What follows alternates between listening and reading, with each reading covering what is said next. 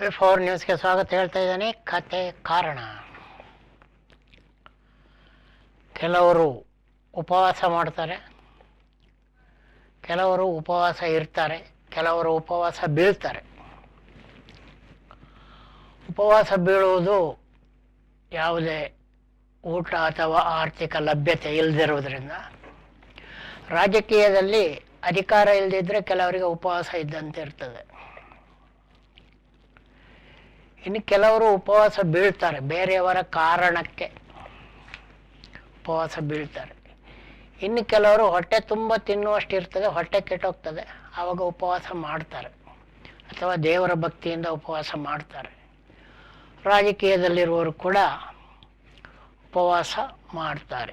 ಈಗ ಒಡಿಸ್ಸಾದಲ್ಲಿ ಪುರಿಯಲ್ಲಿ ಲೋಕಸಭೆಗೆ BJPಯಿಂದ ಸ್ಪರ್ಧಿಸಿರುವ ಸಂಬಿತ್ ಪಾತ್ರ ಅವರು 3 ದಿನಗಳ ಉಪವಾಸದಲ್ಲಿದ್ದಾರೆ.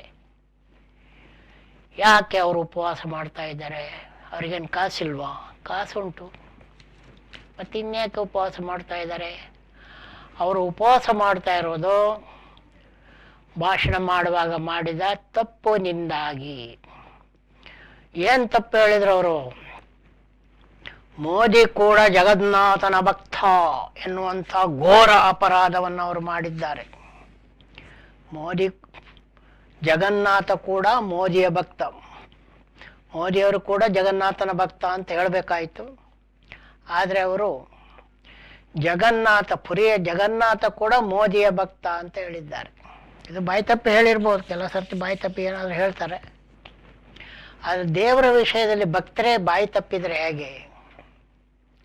ಅಕಸ್ಮಾತ್ BJPಯವರಲ್ಲದೆ ಬೇರೆ ಯಾವುದಾದ್ರೂ ಪಕ್ಷದವರು ಪುರಿಯ ಜಗನ್ನಾಥ ಮೋದಿಯ ಭಕ್ತ ಅಂತ ಹೇಳಿದರೆ ಚಡ್ಡಿಗಳು ಇಡೀ ಇಂಡಿಯಾವನ್ನು ಅಡಿಮೇಲ್ ಮಾಡ್ತಾ ಇದ್ರು ಇಷ್ಟೊತ್ತಿಗೆ.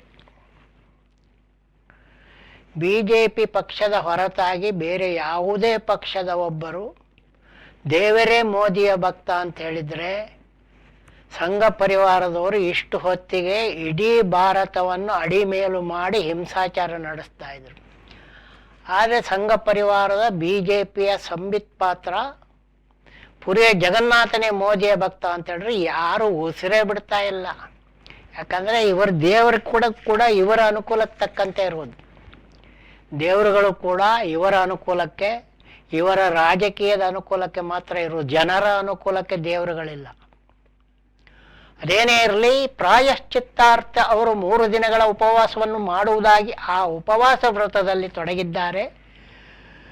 ಇನ್ನು ನಮ್ಮ ಜನರ ರಾಜಕೀಯ ಕೂಡ ಬಹಳ ಚೆನ್ನಾಗಿರ್ತದೆ. ಯಾಕಂತೇಳಿದ್ರೆ ಮಾಮೂಲಿ ಆದರೆ ಏನಾಗ್ತದೆ, ಊಟ ನಾವು ಸಣ್ಣದಿರುವಾಗ ಕೆಲವು ಹುಡುಗರು ಹಾಗೆ ಮಾಡ್ತಾ ಇದ್ವಿ, ಬೇಕಂತ ಉಪವಾಸ ತಗೊಳ್ಳೋದು. ಯಾಕಂತೇಳಿದ್ರೆ ಉಪವಾಸ ಇಲ್ಲದೆ ಇದ್ದರೆ, ಯಾವ್ದಾರು ಹಬ್ಬಕ್ಕೆ ಉಪವಾಸ ಮಾಡದೇ ಇದ್ದರೆ ಮಾಮೂಲಿ ಅನ್ನ ಸಾಂಬಾರು ಕೊಡ್ತಾಯಿದ್ರು ಅಥವಾ ಗಂಜಿ ಚಟ್ನಿ ಕೊಡ್ತಾಯಿದ್ರು. ಉಪವಾಸ ಇದ್ದರೆ ಏನು ಸಿಗ್ತದೆ? ಎಳನೀರು, ಅವಲಕ್ಕಿ, ಬಾಳೆಹಣ್ಣು ಎಲ್ಲ ದಿನಕ್ಕಿಂತ ಸ್ಪೆಷಲೇ ಸಿಗೋದು. ಆದ್ದರಿಂದ ಉಪವಾಸ ಮಾಡ್ತಾ ಇದ್ವಿ ನಾವು ಹುಡುಗರು ಕೆಲವರು.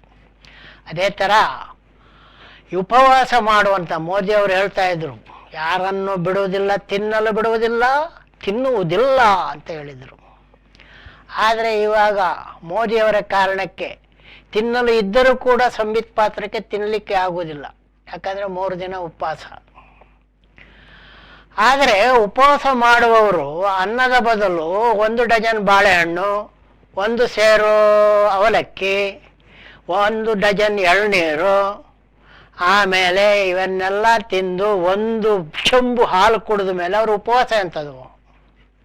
ರಾಜಕೀಯದಲ್ಲಿ ಕೂಡ ಆಗಿದೆ. ನಾನೇನು ಮುಟ್ಟೋದಿಲ್ಲ ಅಂತ ಹೇಳೋದು, ಊರೆಲ್ಲ ಕೊಳ್ಳೆ ಹೊಡೆಯೋದು. ಭ್ರಷ್ಟಾಚಾರದ ಮೂಲಕ ಇಡೀ ದೇಶವನ್ನೇ ನುಂಗುತ್ತಾ ಆವರಿಸಿಕೊಂಡಿರುವವರು ಹೇಳ್ತಾರೆ ನಾವು ಉಪವಾಸ. ದೇಶದ ಜನರ ಉಪವಾಸದ ಬಗ್ಗೆ ಮಾತನಾಡುವ ರಾಜಕಾರಣಿಗಳು ಎಲ್ಲೂ ಕಾಣ್ತಾ ಇಲ್ಲ. ಇವಾಗ ರಿಚೆಸ್ಟ್ ಸಿಟೀಸ್ ಪಟ್ಟಿ ಬಿಡುಗಡೆ ಆಗಿದೆ, ಅದರಲ್ಲೂ ಕೂಡ ಎಲ್ಲೋ ಇದ್ದೀವಿ ನಾವು. ಮತ್ತು ಇವಾಗ ಆಕ್ಸ್ಫರ್ಡ್ ವಿಶೇಷ ಬದುಕಿಗೆ ಸಂಬಂಧಪಟ್ಟಂಥ ಪಟ್ಟಿ ಬಿಡುಗಡೆ ಆಗಿದೆ, ಅದರಲ್ಲೂ ಕೂಡ ನಮ್ಮ ಸ್ಥಾನಮಾನ ಎಲ್ಲ 350ರ ಆಚೆಗೆ. ಈಚೆಗೆ ಇಲ್ಲವೇ ಇಲ್ಲ. ಅಂದರೆ ಏನರ್ಥ, ಮಿಲಿಯನೇರ್ಗಳು ಬಿಲಿಯನೇರ್ಗಳ ಸಂಖ್ಯೆ ಹೆಚ್ಚಿದರೂ ಭಾರತದಲ್ಲಿ ಇಲಿಯನ್ನೇ ತಿನ್ನಬೇಕಾದವರ ಸಂಖ್ಯೆ ಸಾಕಷ್ಟಿದೆ. ಇಲಿಯನ್ನೇ ತಿನ್ನಬೇಕಾದವರು ಅಂತ ಕೂಡಲೇ ನೀವೇನು ಗೇಲಿ ಮಾಡಬೇಕಾದ ಅವಶ್ಯಕತೆ ಇಲ್ಲ. ಹಕ್ಕಿ ಪಿಕ್ಕಿ ಜನಾಂಗ ಮೊದಲಾದ ಜನಾಂಗದವರು ಅವರಿಗೆ ಆಹಾರ ಸಿಗುವುದು ಕಡಿಮೆ, ಅವರ ಸಂಪಾದನೆಯು ಕಡಿಮೆ. ಅವರು ಕೂಡ ಇಲಿಗಳನ್ನು ಕೂಡ ಹಿಡಿದು ಅವರು ಊಟವಾಗಿ ಸೇವಿಸ್ತಾರೆ. ಇದು ಭಾರತದ ರಾಜಕೀಯದಲ್ಲಿ ರಾಜಕೀಯ ಪಕ್ಷದವರು ಬಹಳ ರಸವತ್ತಾದ ಭೂರಿ ಭೋಜನವನ್ನು ಮಾಡಿದರೆ, ಮಧ್ಯಮ ವರ್ಗದವರು ಪೂರಿ ಭೋಜನವನ್ನು ಮಾಡ್ತಾರೆ. ಇನ್ನು ಬಡವರು ಬರೀ ಭೋಜನ, ಅವರು ಗಂಜಿ ತಳಿ ಕುಡ್ಕೊಂಡು ಬರೀ ಭೋಜನ ಮಾಡ್ತಾರೆ. ಇನ್ನು ಏನು ಇಲ್ದವ್ರು ಏನು ಮಾಡ್ತಾರೆ, ಅರೆ ಹೊಟ್ಟೆ ಕೊರೆ ಹೊಟ್ಟೆ. ಭಾರತದಲ್ಲಿ ಇನ್ನೂ ಕೂಡ 40 ಕೋಟಿ ಜನರು, ಭಾರತದಲ್ಲಿ 40 ಕೋಟಿ ಜನರು ಭರತನ ರೇಖೆಗಿಂತ ಕಡಿಮೆ ಇದ್ದು, ಮೋದಿಯವರು ಅಧಿಕಾರ ನಡೆಸ್ತಿರುವ ಕಳೆದ 10 ವರ್ಷಗಳಲ್ಲಿ ಅವರ ಸಂಖ್ಯೆ ಇನ್ನಷ್ಟು ಹೆಚ್ಚಾಗಿದೆ ಹೊರತು ಕಡಿಮೆ ಆಗಿಲ್ಲ.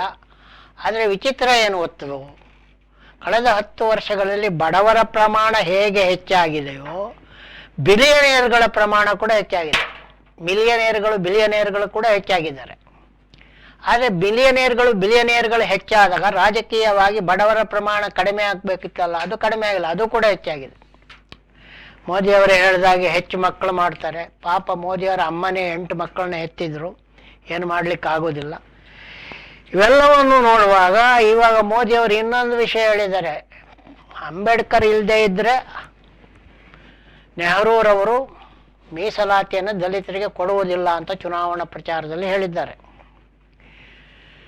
ಮೀಸಲಾತಿಯನ್ನ ಅಂಬೇಡ್ಕರ್ ಕೊಟ್ಟಿದ್ದು ಅಲ್ಲ, ನೆಹರೂರವರು ಕೊಟ್ಟಿದ್ದಲ್ಲ. ಕಾನ್ಸ್ಟಿಟ್ಯೂಂಟ್ ಅಸೆಂಬ್ಲಿ ಇತ್ತು. ಆ ಅಸೆಂಬ್ಲಿಯಲ್ಲಿ ಅದು ಮೂಲದಲ್ಲಿ ಏನಂತೇಳಿ ಪೂನಾ ಒಪ್ಪಂದ ಅಂತ ಆಯಿತು. ಪೂನಾ ಒಪ್ಪಂದ ಮತ್ತು ಅಂಬೇಡ್ಕರ್ ಮತ್ತು ಮಹಾತ್ಮ ಗಾಂಧಿ ಅವರ ನಡುವೆ ನಡೆದದ್ದು. ಮಹಾತ್ಮ ಗಾಂಧಿ ಅವರು ಪ್ರತ್ಯೇಕ ಚುನಾಯಿತಗಳನ್ನು ಕೊಡುವುದು ಸಾಧ್ಯವಿಲ್ಲ, ದಲಿತರಿಗೆ ಮೀಸಲಾತಿಗಳನ್ನು ಕೊಡುವುದು ಅಂತ. ಅಂಬೇಡ್ಕರ್ಗೆ ಅದು ಇಷ್ಟ ಇರಲಿಲ್ಲ. ಆದರೂ ಕೂಡ ಅಂಬೇಡ್ಕರ್ ಪೂನಾ ಒಪ್ಪಂದ ಅಂತ ಹೇಳ್ತಾರೆ. ಇದನ್ನು ದಲಿತರು ಬಹಳ ಗಾಂಧೀಜಿಯವರನ್ನು ಬೈಲಿಕ್ಕೆ ಬಹಳಷ್ಟು ಬಳಸ್ಕೊಳ್ತಾರೆ. ಅದು ಎರಡನೇ ವಿಚಾರ. ಆ ಪೂನಾ ಒಪ್ಪಂದದ ಪ್ರಕಾರ ಸಂವಿಧಾನ ರಚನೆ ಮಾಡುವಾಗ ಗಾಂಧೀಜಿಯವರು ಮೊದಲೇ ಒಪ್ಪಂದ ಮಾಡಿಕೊಂಡಂತೆ ದಲಿತರಿಗೆ ಮೀಸಲಾತಿ ಕೊಡುವುದು ಅಂತ ಆಯ್ತು. ಆ ಮೀಸಲಾತಿ ಕೊಡುವುದನ್ನು ಸಂವಿಧಾನದಲ್ಲಿ ಅಂಬೇಡ್ಕರ್ ಅವರು ಬರೆದರು. ಅಷ್ಟಕ್ಕೆ ಆಗೋದಿಲ್ಲ ಅದು. ಆ ಬರೆದ ಮೇಲೆ ನೆಹರೂರವರು ಅದು ಬೇಕು ಅಂದ್ಕೊಳ್ಳೆ ಆಗೋದಿಲ್ಲ. ಅದು ಅಲ್ಲಿ ಕಾನ್ಸ್ಟಿಟ್ಯೂಂಟ್ ಅಸೆಂಬ್ಲಿ ಅಂತಿತ್ತು. ಆ ಅಸೆಂಬ್ಲಿ ಅದೊಂದು ಪಾಸ್ ಆಗಬೇಕು. ಅದು ಆ ಅಸೆಂಬ್ಲಿಯಲ್ಲಿ ಪಾಸ್ ಆಗಿ ಅದು ಜಾರಿಗೆ ಬಂತು. ಆವಾಗ ಕಾಂಗ್ರೆಸ್ ಸರ್ಕಾರ ಇದ್ದಿದ್ದು, ಹಾಗಾಗಿ ಅದು ಕಾಂಗ್ರೆಸ್ಸಿನ ಕೊಡುಗೆ ಅನ್ನೋದರಲ್ಲಿ ಯಾವುದೇ ಮಾತಿಲ್ಲ. ಅಂಬೇಡ್ಕರ್ ಇದ್ರೆ ಆಗೋದಿಲ್ಲ, ಗಾಂಧಿ ಇಲ್ದಿದ್ರೆ ಆಗೋದಿಲ್ಲ. ಅದೊಂದು ಸಾಮೂಹಿಕ ಪ್ರಕ್ರಿಯೆ. ಕಾಂಗ್ರೆಸ್ ಸರ್ಕಾರದ ಪ್ರಕ್ರಿಯೆ ಅನ್ನೋದು ಯಾವುದೇ. ಮೋದಿಯವರು ಇವಾಗ ಹೇಳ್ತಾ ಇದ್ದಾರೆ, ಮೋದಿಯವರ ಪಕ್ಷದವರು ಸಂವಿಧಾನ ಬದಲಾವಣೆಗೆ ಸಾಕಷ್ಟು ಪ್ರಯತ್ನವನ್ನು ನಡೆಸಿದ್ರು. ಅಷ್ಟೇ ಅಲ್ಲ, ಈ ಬಾರಿ 400ರ ಮೇಲೆ ಗೆದ್ದರೆ ಮನೋಧರ್ಮಶಾಸ್ತ್ರವನ್ನೇ ಕಾನ್ಸ್ಟಿಟ್ಯೂಷನ್ ಮಾಡಲಿಕ್ಕೆ ಕೆಲವರು ತಯಾರಿದ್ರು. ಆದರೆ ಒಂದಿಬ್ಬರಿಗೆ BJPಯವರು ಹುಷಾರಾಗಿ ಟಿಕೆಟೇ ಕೊಡಲಿಲ್ಲ ಅವರಿಗೆ. ಅದೊಂದು ರೀತಿಯಲ್ಲಿ ಅತಿಯಾಗಿ ಯಾವುದು ನಡೆಯಬಾರದು ಅನ್ನೋದಕ್ಕೆ ಒಂದು ಪಾಠ ಅಂತ ಕೂಡ ಹೇಳ್ಬೋದು. ನಮ್ಮ ಉತ್ತರ ಕರ್ನಾಟಕ ಅನಂತಕುಮಾರ್ ಹೆಗಡೆಗೆ ಟಿಕೆಟ್ ಕೊಡಲಿಲ್ಲ. ಆ ಥರ ಸಂವಿಧಾನ ಬದಲಾವಣೆ ಮಾಡ್ತೀನಿ ಅಂತ ಹೇಳ್ತೀನಿ. ಈಗ ಅನಿವಾರ್ಯವಾಗಿ ಮೋದಿಯವರು ಚುನಾವಣಾ ಪ್ರಚಾರದಲ್ಲಿ ಸಂವಿಧಾನದ ರಕ್ಷಕರು ನಾವು ಅಂತ ಹೇಳ್ತಾ ಇದ್ದಾರೆ. ಆಯಿತು, ಒಳ್ಳೆಯದು. ಆಳುವವರು ಸಂವಿಧಾನವನ್ನು ರಕ್ಷಿಸಬೇಕಾದುದು ಅವರ ಕರ್ತವ್ಯ. ಆ ಕರ್ತವ್ಯವನ್ನು ಅವರು ನಿಭಾಯಿಸಿದರೆ ನಾವು ಸಂವಿಧಾನದ ರಕ್ಷಕರು ಅಂತ ಹೇಳಬೇಕಾದ ಅಗತ್ಯ ಏನಿರ್ತದೆ? ದೇವರ ಎದುರು ಕೈ ಮುಗಿದ್ರೆ ಅವನು ದೇವರ ಭಕ್ತಿ ಇದೆ ಅಂತ ಅರ್ಥ. ನಾನು ದೇವರ ಭಕ್ತ ಅಂತ ಊರಿಗೆಲ್ಲ ಕೂಗಿ ಹೇಳಿ ಕೈ ಮುಗಿಯುವುದಲ್ಲ. ಅದರ ಅಗತ್ಯವೂ ಕೂಡ ಇರುವುದಿಲ್ಲ. ಸಾರ್ವಜನಿಕ ಜೀವನದಲ್ಲಿ ಈ ನಡುವೆ AICC ಅಧ್ಯಕ್ಷರಾಗಿರುವಂಥ ಮಲ್ಲಿಕಾರ್ಜುನ ಖರ್ಗೆಯವರು, ಪ್ರಧಾನಿಯವರು ನುಡಿದಂತೆ ನಡೆಯದ ಮನುಷ್ಯ, ನುಡಿದಂತೆ ನಡೆಯದ ಮನುಷ್ಯನನ್ನು ನಾವು ಉಳಿಸಿಕೊಳ್ಳಬೇಕೆ, ಅವರು ರಾಜಕೀಯದಿಂದ ನಿವೃತ್ತರಾಗಲಿ, ಹಾಗೂ ಸಾಕಷ್ಟು ಸುಳ್ಳುಗಳನ್ನು ಕೂಡ ಅವರು ಹೇಳ್ತಾರೆ. ಇಂಡಿಯಾ ಮೈತ್ರಿಕೂಟ ಬಂದ 5 ವರ್ಷ 5 ಜನ ಪ್ರಧಾನಿ ಆಗ್ತಾರೆ ಅಂತ ಹೇಳಿದ್ದಾರೆ. ಕಾಂಗ್ರೆಸ್ನವರು ಹಿಂದೆ ಮೋದಿಯವರು ಬರ್ಬೇಕಾರುವಂತೆ ಮನಮೋಹನ್ ಸಿಂಗ್ರವರು 10 ವರ್ಷ ಪ್ರಧಾನಿ ಆಗಿದ್ರು. ಅದಕ್ಕಿಂತ ಮುಂಚೆ ನೆಹರೂರವರು ಕೂಡ 13 ವರ್ಷ ಆಳಿದ್ರು. ಇಂದಿರಾ ಗಾಂಧಿ ಅವರು ಹಲವು ವರ್ಷ ಆಳಿದ್ರು. ಆಗಿರುವಾಗ 5 ವರ್ಷ 5 ಪ್ರಧಾನಿ ಮಾಡ್ತಾರಂತ ಕಲ್ಪನೆಯಿಂದ ಮೋದಿಯವರು ಪ್ರಚಾರ ಮಾಡಬೇಕಾದ ಅಗತ್ಯ ಏನಿದೆ? ಇವೆಲ್ಲವನ್ನು ಹೇಳುವಾಗ ದ್ವೇಷ ಕಾರುವ ರಾಜಕೀಯವನ್ನ ಮೋದಿಯವರು ಮಾಡ್ತಾ ಇದ್ದಾರೆ ಅನ್ನುವಂಥದ್ದು ಕಾಂಗ್ರೆಸ್ನವರ ಆರೋಪ. ಬಿಜೆಪಿಯವರ ಆರೋಪ ಏನು ಅಂತ ಹೇಳಿದ್ರೆ, ಇಂಡಿಯಾ ಮೈತ್ರಿಕೂಟಕ್ಕೆ ಕಾಂಗ್ರೆಸ್ಗೆ ಜನಪರ ನಿಲುವು ಇಲ್ಲ. ಮಹಾಶಕ್ತಿಯಾಗಿ ನಾನು ಮೇಲೆದ್ದರೆ ಅವರೆಲ್ಲ ನಾಶ ಆಗ್ತಾರೆ ಅಂತ ಹೇಳ್ತಾರೆ. ಆದರೆ ಚುನಾವಣೆಯಲ್ಲಿ ಜನರ ಒಲವು ನಿಲುವುಗಳು ಏನು ಅನ್ನುವುದು ಜೂನ್ 4ಕ್ಕೆ ಗೊತ್ತಾಗ್ತದೆ. ಬೀಗಿದವರು ಮಲಗಿಯಾರು, ಮಲಗಿದವರು ಎದ್ದು ಬೀಗಿಯಾರು ಅಂತ ಹೇಳುತ್ತಾ ಇಂದಿನ ಕತೆ ಕಾರಣಕ್ಕೆ ಕೊನೆ ಹೇಳ್ತಾ ಇದ್ದೇನೆ. ನೋಡ್ತಾ ಇರಿ V4 ನ್ಯೂಸ್. ಹಾಗೂ ತಾವೆಲ್ಲ V4 ನ್ಯೂಸ್ ಯೂಟ್ಯೂಬ್ ಚಾನಲ್ಗೆ ಸದಸ್ಯರಾಗಿ ಅಂತ ಹೇಳುತ್ತಾ ತಮಗೆಲ್ಲ ಮಾಡ್ತಾ ಇದ್ದೇನೆ ಒಂದು ದೊಡ್ಡ ನಮಸ್ಕಾರ.